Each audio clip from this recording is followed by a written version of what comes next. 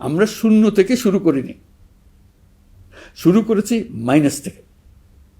ধ্বংসস্তূপ পরিষ্কার করে প্রতিষ্ঠান দাঁড় করিয়ে তারপরে সংস্কারের পথ ধরেছে।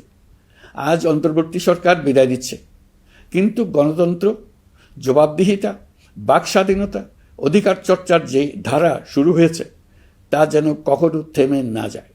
আমরা রাষ্ট্রীয় দায়িত্ব ছেড়ে গেলেও নতুন বাংলাদেশ গড়ার সার্বিক দায়িত্ব আমার, আপনার, আমাদের সবার।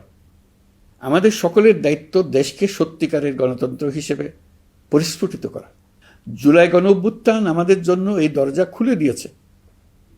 আমরা যদি স্বপ্ন, আকাঙ্ক্ষা ও শক্তিকে বাঁচিয়ে রাখতে পারি, তবে বাংলাদেশের অগ্রযাত্রা কেউ থামাতে পারবে না।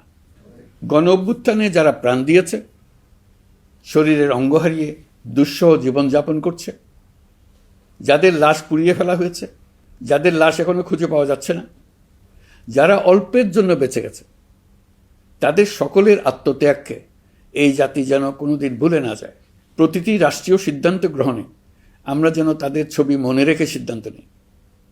আমাদের পরবর্তী প্রজন্মকে ক্ষমতাবানদের কিভাবে নিয়ন্ত্রণে রাখতে হয় সেই শিক্ষাটি যেন দিয়ে যেতে পারে।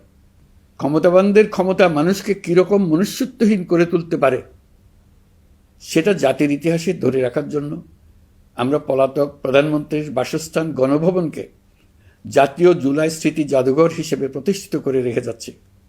এখানে আপনাদের স্মৃতির বাস্তব নমুনা সংরক্ষণ করে রাখা হয়েছে। জাদুঘর যখন জনসাধারণের জন্য খুলে দেওয়া হবে, তখন আপনি যেখানেই থাকুন, দেশে থাকুন, বিদেশে থাকুন, আমি অনুরোধ করব আপনি সপরিবারে একবার এসে কিছুক্ষণ জাদুঘরে কাটিয়ে যাবেন।